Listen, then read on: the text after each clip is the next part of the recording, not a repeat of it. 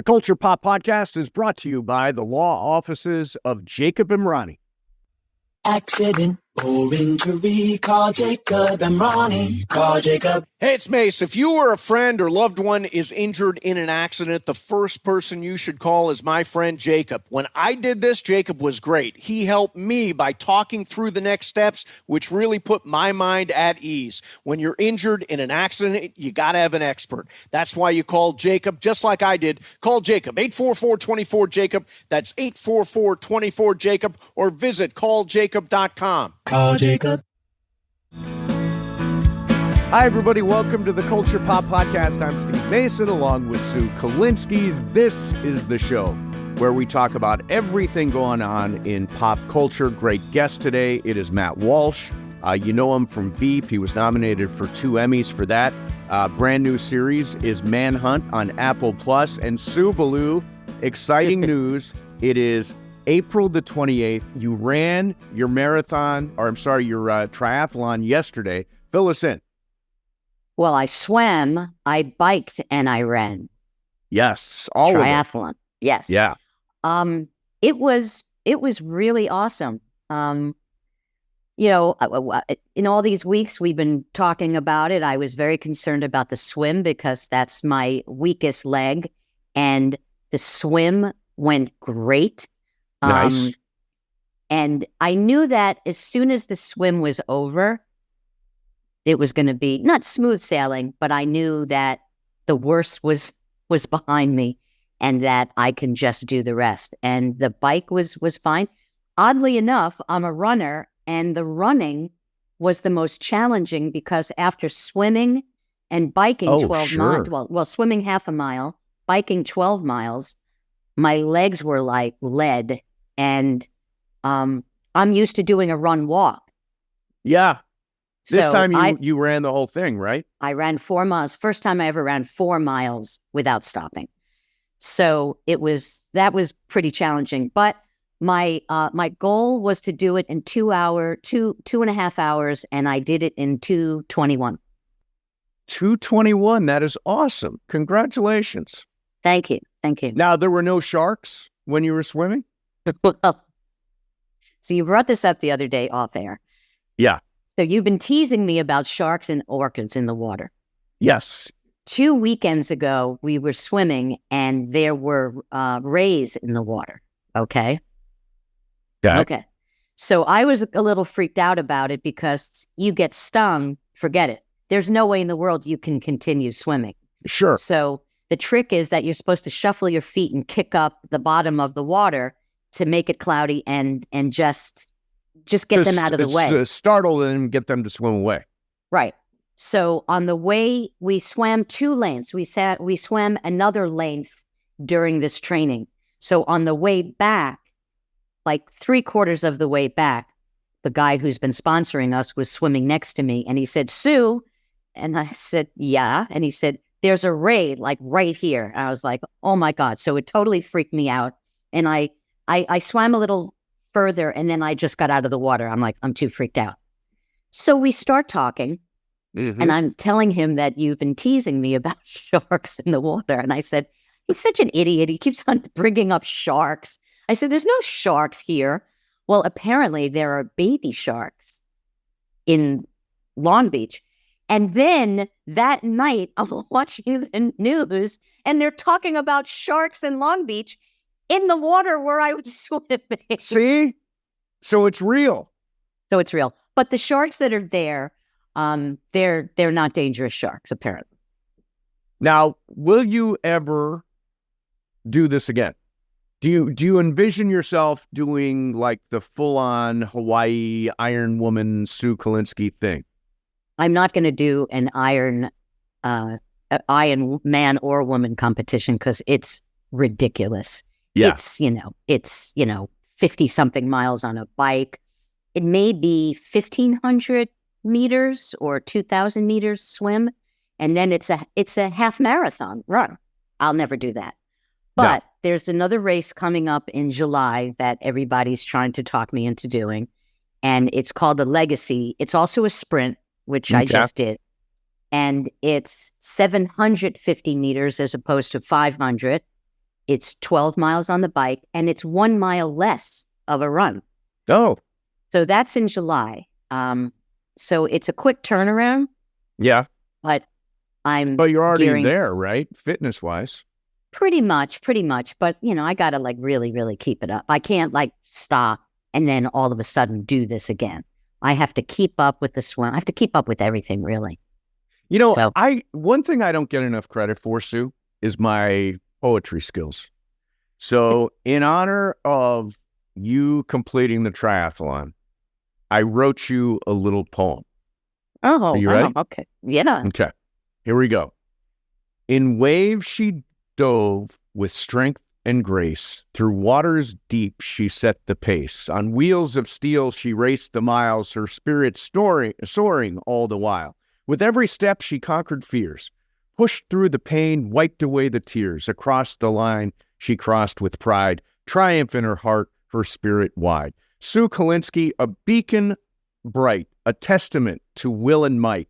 In the triathlon's grueling span, she proved that anything's in our hands. Sue, what do you think? Who actually wrote that?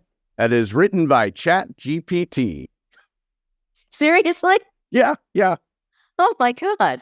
I put it love in it. there, and 60 seconds later, that's what came out. Well, I'm very impressed with ChatGPT. Yeah. Yeah. Have you never used it? No. Oh, it's fantastic. You got to try it. There are many uses for it. I mean, I think I used it once for something just to see what it would come up with, but I'm not a big fan of it. Being a writer and being in the Writer's Guild, I'm not a big fan. Oh, that's right. Of course. Hey, before we get to Matt, I wanted to talk about one movie that I saw, Sue. I saw it yesterday. It's called Challengers. It stars Zendaya, Mike Feist, who played Riff in West Side Story, the most recent version, and Josh O'Connor, who played Prince Charles in The Crown. It's directed by Luca Guadagnino, and he directed Call Me By Your Name with Timothy Chalamet and Armie Hammer. Have you heard about this movie? I have not. Oh, so good. It's set against the backdrop of professional tennis. And Oh, yes. have you seen this one? Yeah. Now, is it Bobby Riggs?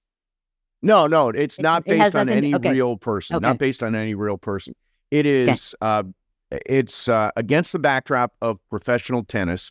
A woman who's a burgeoning superstar, played by Zendaya, who is sort of in this love triangle with two other professional tennis players. One played by Mike Feist, and the other one played by O'Connor. And it is great. It is sexy. There's a little Devil's Triangle action going on there. Do you know what the Devil's Triangle is? I'm sorry, my dog just jumped up. No. That's kind of a scary lovers triangle, isn't it? Basically, Right, it is. Well, it's basically a three people together, two guys, one woman, is called the Devil's Triangle. So they got a little that stuff going on. A really cool score from Trent Reznor and Atticus Ross. I mean, just everything about this movie I loved. In particular, the way they shot the tennis. Guadagnino found so many different ways to show these tennis matches and the game of tennis. And I read one review that said they somehow found a way to make tennis exciting. It was exciting. Because the emotional stakes are so high on each of these matches. So strongly recommend Challengers. He's a director that I really, really like. And I'm telling you, all three of them, first of all, Zendaya is just like great, big, stinking movie star. She is, and she's so good. And then the other two guys, do you remember, you saw West Side Story, right? Absolutely. Mike Feist played Riff. Yeah. Was great. And did you watch The Crown? Yes, I did. Oh, so there you go. So you know who Josh O'Connor is too. Great cast. Both of the actors great. She's spectacular. So Challengers, strong recommend when you head out to the movies this next week. All right, here we go. You ready? One quick message. If you're listening on Apple or Spotify, subscribe to the show. leave us a 5-star rating and a positive review. If you're watching on YouTube, hit the like button, subscribe to the channel, scroll down, leave us a comment, whatever you got. And here we go. Our guest today started his career in improv. From there, he made movies like Old School, Elf, Bad Santa, The Hangover, and Ghostbusters. Then he hit the jackpot with Veep. He was nominated for the Primetime Emmy Award twice. His latest project is Manhunt on Apple Plus. Matt Walsh joins us. Hey, Matt, thanks a lot for doing this, man. How you been? I've been great. A pleasure to see you guys. Nice to see you too. So congratulations on the show. I think we both raced through the entire season in short order. And I got to be honest, I feel like it doesn't reflect well on my public school education that I didn't know so much about this plan to really overturn the U.S. government. How much did you know going in? Well, I would say don't feel bad. I grew up in Illinois, the land of Lincoln, and I had very little knowledge of a lot of the facts that come out in this series. So, yeah, there's a great blight of info on this moment in history. It's crazy. Maybe some of it's more recent, perhaps. They, as history goes on, they discover more, but still a lot of it was known. It's pretty wild how it parallels so much of what's going on today. I mean, and sadly, I know that was the one thing that I was just marveled at. Yeah, that's the comment that everyone kind of always brings up, the parallels of what's currently going on and what happened in the past. It's really about how fragile democracy can be and how lucky we get sometimes that the right people are sitting atop the structure at the right time. Yeah, for sure. So how did they find you for this role? I mean, your background is, we know you from comedy, obviously Veep and all the funny stuff you've done over the years. How did they find you for this? Well, Monica Beletsky, who kind of show ran the whole thing, was interested in getting me, and she actually got Patton Oswalt, another comedian. I think she just wanted an unsuspecting sort of persona to play a villain, I think, for me. And so it came across to me and I read it. And like you, I was fascinated with the history and I did a deep dive on the book and I'm like, oh my God, I love this story. So I was honored to step into the show and just be a piece of this really great historical fiction. So the nature of working on a period piece, do you approach it differently as an actor than you would from modern day? Like what's your process in that? I guess the beauty of playing a real person is you can really excavate what has been digitized on the internet. There are so many little articles and mementos from that moment in history that I found, and I did a deep dive on Dr. Mudd and the assassination and the medical reports and the autopsies and the trial. And it's really a wonderful sort of detective project. It's different. Sometimes you associate in a comedic role, you go, oh, I'm playing a boss. Well, I know a boss who's like this guy. But when you have a real character in a time period, it's kind of fun to do that detective work. And also, because it was such a full-scale production, it's kind of easy to be, we were literally on a slave plantation. There were horses and everything was torch lit. It's a little easy to kind of just get in that mood, Is it, do you do all the research and then it's just in your head as backdrop, or is some of it used in the actual performance? In other words, are you building a backstory for a character and that's the way it's played? I think the biggest thing to own going into this for me was point of view and perspective, the sense of justice about the Southern position on this whole war and how he had like this religious belief. I found a letter that basically he said there was a magazine that had published, it was a Christian magazine, and they had changed their position on slavery and said that Jesus wouldn't condone slavery. And then he wrote a letter back saying, I find it crazy for you guys to own the opinion of Jesus when he lived among slaves and not one of the words or quotes in the Bibles has any reference or judgment about it. And so things like that give you a strong perspective of like, oh, he had a real impunity to this point of view. And so that's the thing that I was able to lock into. And then fortunately, it was very collaborative. So Monica and Carl, one of the early directors, we had these sit downs and I shared my perspective and they shared their perspective. And we sort of came to an agreement. I'm like, oh, this is how this character functions. And we went from there. So I know you have a big improv background. Is it instinctual for you to improvise when you're acting?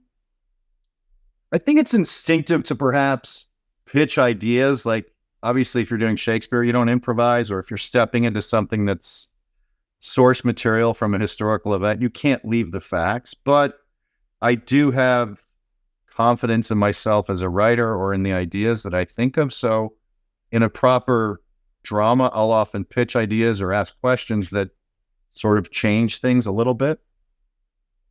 So Anthony Boyle plays John Wilkes Booth. He's fantastic. And there's that sequence where he shows up at Dr. Mudd's house. And my impression is Mudd thought there would be a potential kidnapping of the president, but not that he would be assassinated. Talk about playing that scene when Mudd realizes, oh man, Wilkes just killed the president, and now I am a conspirator in this plan. I think oftentimes in conspiracies, the smartest thing you can do is not to speak to what just happened or speak about the crime.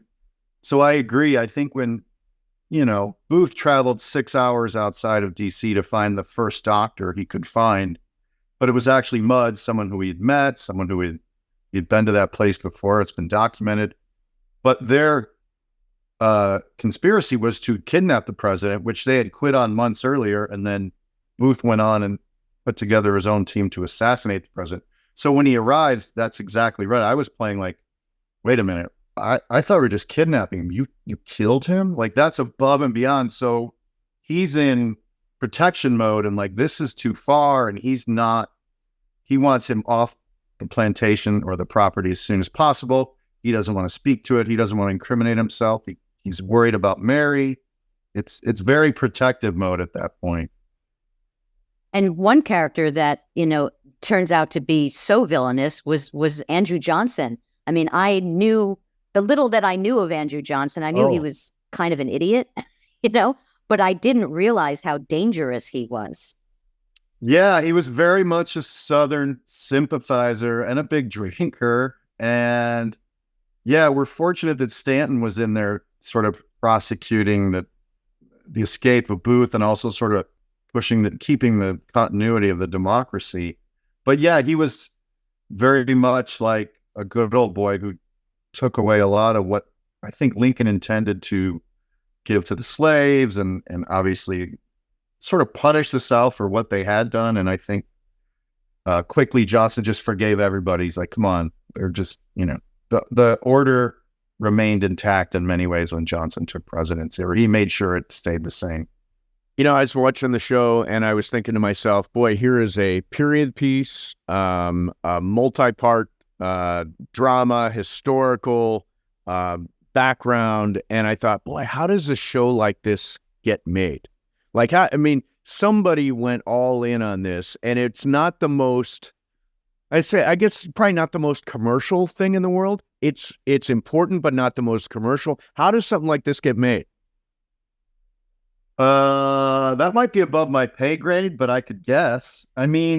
It's such great source material. It's such a fantastic book that I think it's an easy sell if somebody reads the book. The execution is very challenging, obviously, but I suppose in the world of pre-existing properties, like, I think it was a best-selling book, so it's a fairly decent gamble that amazing source material that is already connected with a literary audience could perhaps bring a bigger audience in television. Yeah. So I'm curious about, and we'll circle back to Manhunt, but I'm curious about you. You were part of that Veep cast for a long time, and there's a rhythm to doing a show. I'm wondering, do you miss it? Do you miss that? Doing Veep and being with those people all the time? Yeah, I don't miss it all the time, but yeah, of course I miss it. I think it is one of those rare, spectacularly written comedy is that you don't get to step into very often. And one of those rare casts that, it was an incredibly wonderful group of people and a collaborative process. So those are rare. So yeah, I miss it. I get my creative jugs where I can. Obviously, I keep pursuing things that I find interesting. But yeah, it was an exceptional show. And again, I do a podcast. Tim Simons and I go through every episode of Veep. It's called Second in Command. And what I realize more and more is just the writing is spectacular. Like it really is. Like you can actually watch it as a fan and see how densely hilarious and complicated those scripts are. I scratched out a list because Veep is for me like one of the 5 funniest shows in all of history, without question. Can I have your 5? Sure. Veep, The Mary Tyler Moore Show, which I absolutely loved. Curb Your Enthusiasm, which is just lights out. All in the Family, which was unbelievably groundbreaking. And then a selfish pick, 30 Rock, always makes me laugh. Always makes me laugh. And I know I'm leaving out Friends and Seinfeld and Cheers and all that stuff, but those are my personal picks.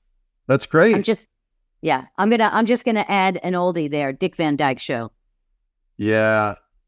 Yeah, I happen to agree with all those being top 10 for me, probably. Yeah, they're great.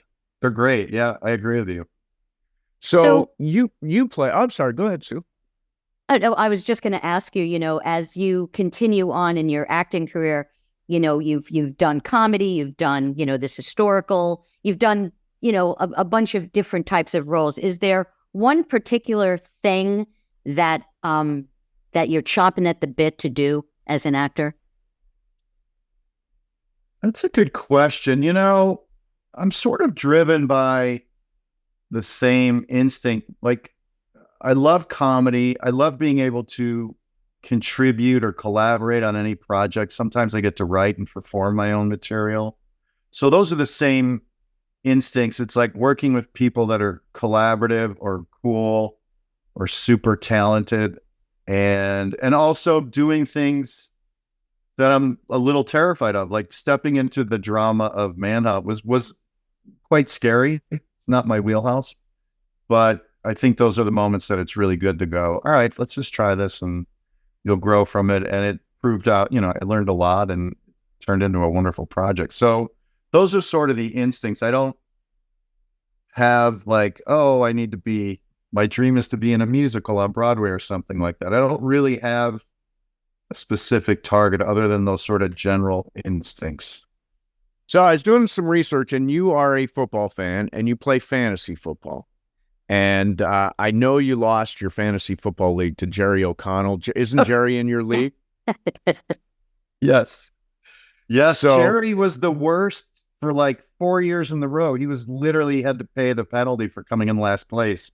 And then this year he won. And I was happy for him. He did a great job, and he beat me in the playoffs. Yeah. So what's your strategy in fantasy football? Do you have a strategy? You really have to have a great draft, and then you have to watch the waiver wire. Like you have to have enough talent in that first draft and do research and get some like late round wild card picks or undervalued picks to kind of get lucky. And then you have to get lucky with the waiver wire. You have to check every week who's been dropped or who's available and who's injured. So that's kind of it. It's like a full-time job, isn't it? Well, fortunately, football only has like 17 games. Like I play fantasy basketball and fantasy baseball. That's a ton of work. Yes. Football's like, you can check the waiver on Tuesday, set your roster on Thursday or Saturday, and you're pretty covered. Sue was once in my fantasy baseball league, and it was such a grind, right, Sue? Well, yeah. So a couple of years ago, he wrote me in. Baseball is my favorite sport, and I'm probably the most knowledgeable. So there were a lot of guys that have been doing it with him for years. They met me for the first time. They just thought, oh, she's just some girl who doesn't really know much about baseball. So they would prey on me. They would email me constantly, and for these like ridiculous trades that they thought that I wouldn't know who I was trading, Yeah. and I am very competitive. And I get obsessive. So that was the part of it that just drove me crazy, because whenever I wouldn't get any points. And then players would get injured. I completely fell apart. So it's just too much of a head game for me. It was I too couldn't much deal with pressure for Sue. It's a lot of pressure being in a fantasy baseball league.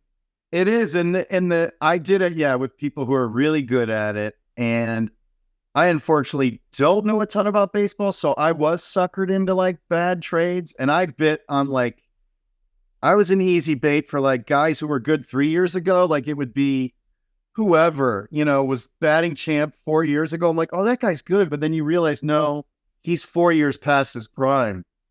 You know what I mean? Well, That's how they would bait yeah. me. They would get Cool. like a big name guy. I'm like, oh, I know that guy, yeah. But well, he was, the hardest part for me is that it was my first time.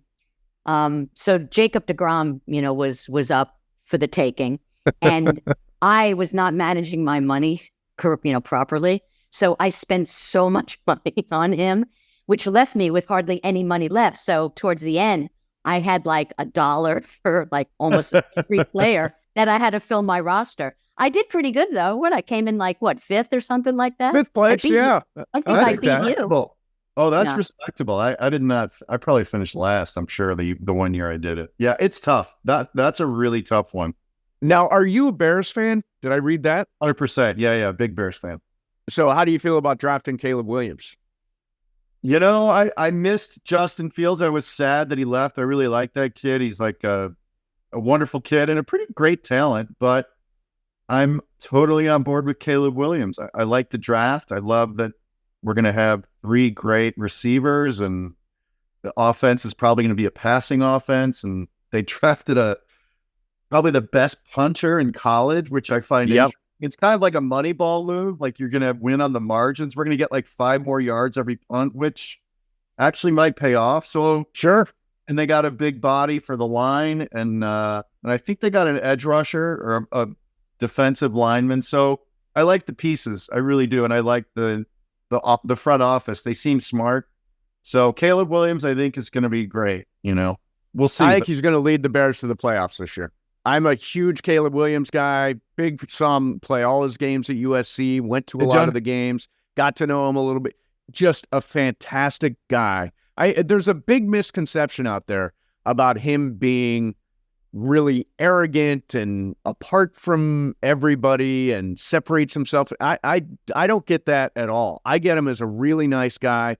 I have friends at the NFL Network who, when he would come on the set, would leave and introduce himself to everybody and autographs and all that stuff. So I think he's very misunderstood, but I think he's going to lead the Bears to the playoffs this year.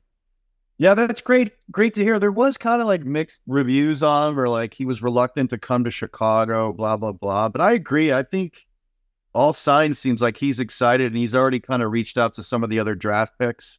So that's cool. So are you hopeful every year? Because I'm a diehard New York across the board, Knicks, Mets, Giants, and no matter what happens, I'm hopeful. I'm hopeful every year and completely disappointed every year. So what's your feeling going into new seasons? I feel like the draft, everybody loves the draft because it just feels like, oh my God, this is the year. It's all going to change. And I feel very confident that the NFC Central is going to be tough. Like Detroit's really good again. Green Bay turned out to be really good again. Minnesota's got the pieces too. So believe it or not, our division used to be really easy, and now it's actually quite competitive. But I really do like the organization. Like I've met, the coach, and I've met, one of the owners, and they're just smart. And I think I'm very optimistic. Playoffs would be great. Super Bowl, that's crazy. But playoffs, yeah, I feel like we'll get into the playoffs. My side job, probably my main job, is at ESPN, and the one thing I'll say is, and I think this is more important now than ever, is that sports, and I made this decision. I do a radio show every day, sports talk radio show, and it's going to be really hard this year to avoid the election and all that stuff. But I've made a pledge that we are not going to talk about it one bit, that we are going to be like the place people go to avoid the election and to avoid that stuff. But sports is so interesting because it's like the one last thing that unites everybody. Like all of a sudden you go into Soldier Field, or I go to SoFi Stadium, and you all feel like you're on the same team. It doesn't matter who you voted for in the last election. Everybody's pulling on the same side of the rope. I don't think sports has ever been more important than it is right now. I kind of agree with you. I mean, I'm a little politically active. I'm not like super like brilliant like some of the people I encountered on Veep. Like they really understand politics. But I agree with you. I think you can affect so much change outside of politics. You can just, and sports obviously has broken tons of barriers, race, gender, issues that like outside the political arena, it's forward us, it's brought us forward as a country so many times. So yeah, I completely agree. And I think it is refreshing to have a place, because we all get traumatized by the news cycle sometimes. And it's the way the algorithm works. It wants us to freak out. Yeah. It just what? Oh, and it worst headline, worst clip. And it's like, what is happening? Our world's and so you really do want a place where there's an arena where you kind of know it's sane and reasonable, and it's opinion based, but it's also back and forth in a way that like it doesn't freak you out. Yes. Yeah, yes, yeah. exactly. Well, we made a conscious decision, Steve and I, to not be political on the show. And there are people that we have, like friends of mine who are, actors or comedians that I've asked to come on the show. And I always preface, we don't talk politics. Yeah. And I think they really, really appreciate that, because they don't want to. Yeah. And I think we kid ourselves that when we preach our point of view, we're changing people. I don't think you change as many people as you think. No, you definitely don't. You don't, because you already kind of, I don't know. People have their opinions, and that's that. But I think it's great that you guys don't get in there, and I think it's very wise. And I'm like you, I stay out of that. Sometimes on the red carpet, because I was on a political show, they'll assume I have an opinion. I really don't own the political, machinations of our world at all. So I'm very like, I don't really understand politics, so I'm not an expert, and I always stay out of that trap. Well, given that, I wanted to kind of close with this, and we touched on it, but I wanted to do it a little bit more in depth. This story, Manhunt, takes place just after the Civil War, just 5 days after the surrender at Appomattox.